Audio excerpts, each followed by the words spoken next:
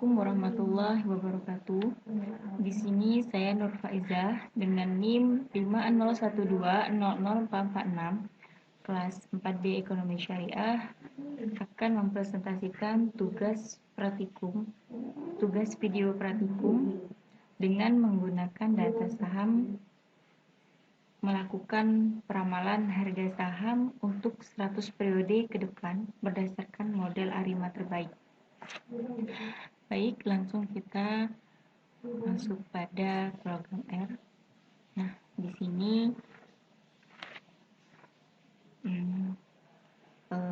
saya akan menjelaskan mengenai peramalan terhadap harga saham PT Dharma Polymetal Tbk.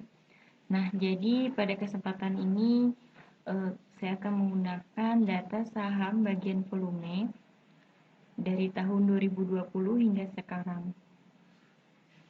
Sebut saja dengan data simulasi, dan kita akan meramal data saham volume tersebut selama 100 hari ke depannya. Kita buka. Di sini sintaksnya saya simpan di data D.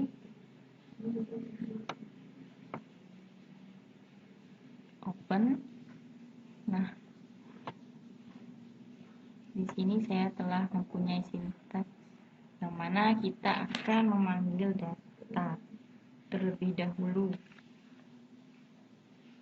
Nah, pada kali ini data ini kita namakan data D.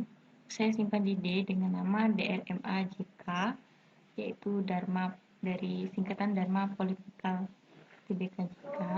Di sini dengan memberikan nama data dapat memudahkan kita dalam mengeksekusinya pada sintaks-sintaks, yaitu mari kita running. Sini kita running. Kemudian kita lihat bagian data teratasnya, to head, kita running. Nah, di sini telah kita lihat bagian data teratas atau kepala data.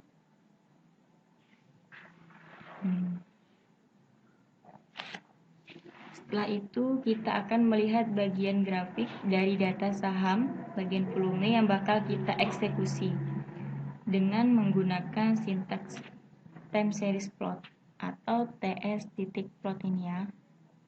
Kita running.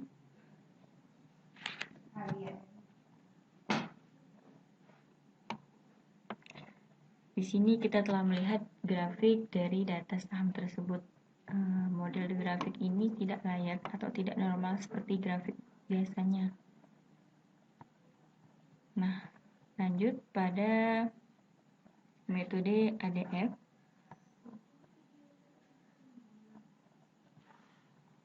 Di sini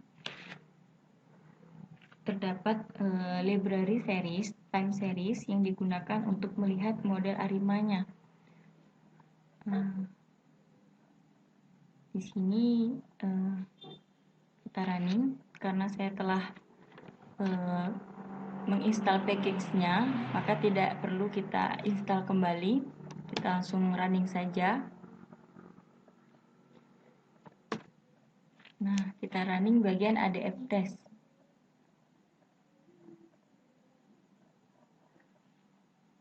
Dari data ini kita akan mengidentifikasi dari ARIMA adalah asumsi ini ya.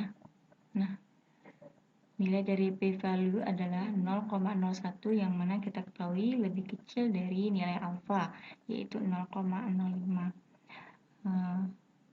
Di sini kita melihat bahwasanya data ini termasuk dari stationary, yaitu data adalah asumsi stasioner. Selanjutnya kita langsung masuk ke bagian menganalisis ACF dan PACF. Kita lihat bahwa ACF-nya adalah bentuk grafik. Kita running dulu ya.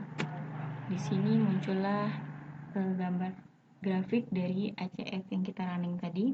Bentuk grafik, cara menghitungnya dengan kita melihat balok yang terdapat pada grafik yang ini.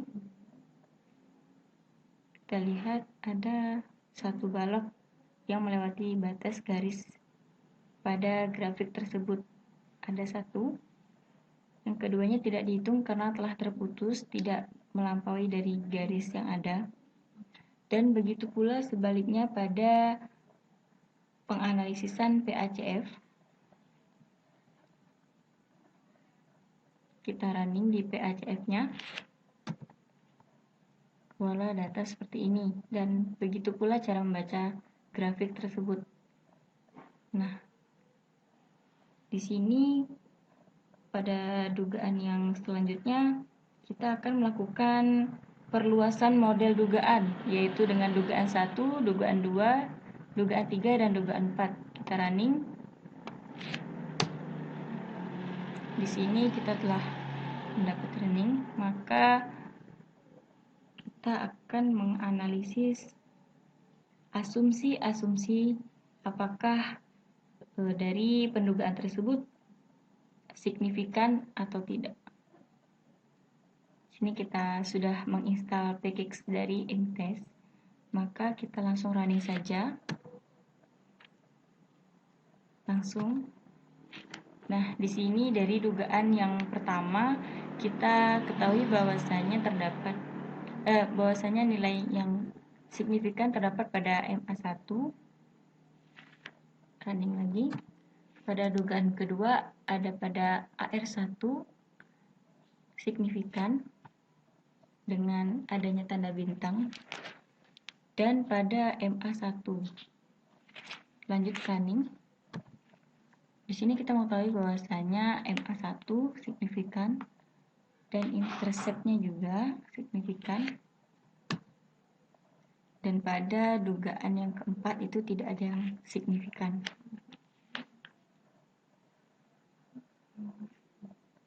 Selanjutnya kita akan melakukan residual.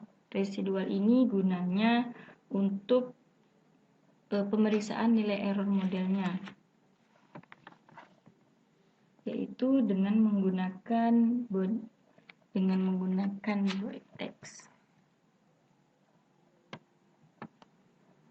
box text, menggunakan box text. Baik, langsung kita running dari residual 1, 2, 3, dan 4. Sini kita running dari box text-nya. Nah, di sini kita melihat bahwasanya nilai dari box text ini layak untuk dibandingkan. Tidak ada nilai yang tidak layak. Di sini kita temuin. Sesuai, yang dimaksud layak ialah berarti nilai ini sesuai dengan ARIMA atau tidak. Setelah kita melakukan apakah residual, kita akan lanjut pada analisis akurasi dugaannya. Analisis akurasi dugaannya. Ini kita pakai pkx forecast. Kita langsung running pada dugaan akurasi, dugaan 1, dugaan 2, dugaan 3, dugaan 4. Nah,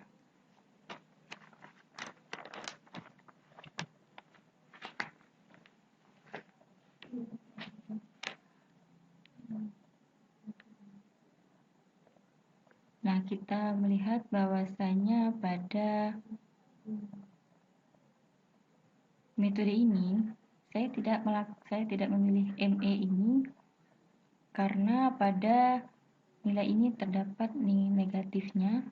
Ada negatifnya, saya memilih pada model RMSE yang mana saya ketahui bahwasanya kita ketahui di sini nilai RMSE dugaan yang kedua itu kecil dari yang lainnya. Mohon maaf, dugaan yang keempat itu lebih kecil dari yang lainnya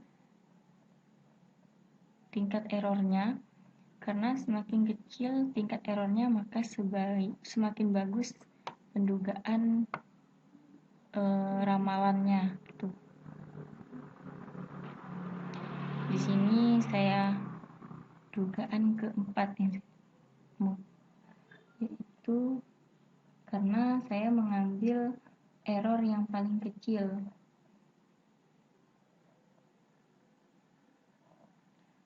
Nah, di sini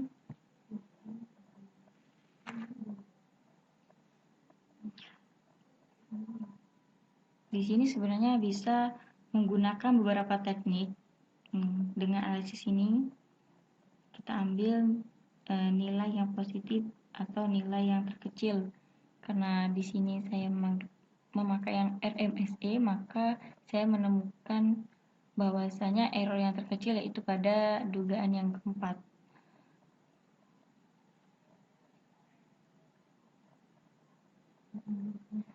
Nah, di sini kita running dari pendugaan tersebut, kita tadi dugaan keempat, kita tulis 4,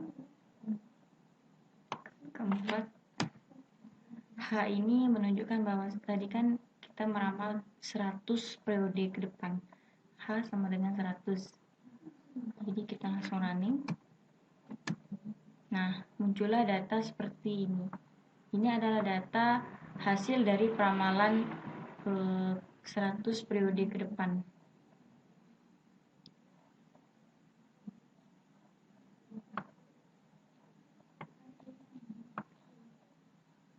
Dan cara mengambil data ke Excel bisa juga dengan write CSV pendugaan D, karena kita akan menyimpannya di D, pendugaan CSV, maka dia akan otomatis tersimpan. Coba kita running seperti ini.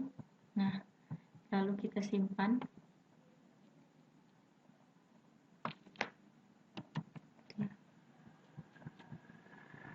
Save. Di sini kita coba lihat di data, bagian data, apakah pendugaan tersebut telah tersimpan.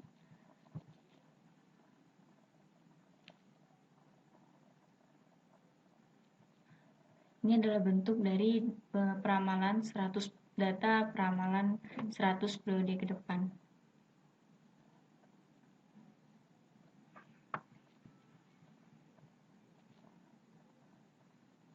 Baik, ini adalah presentasi dari saya. Apabila terdapat kesalahan maupun kekurangan dari cara ataupun kata, ataupun salah kata, saya mohon maaf. Saya akhiri. Wassalamualaikum warahmatullahi wabarakatuh.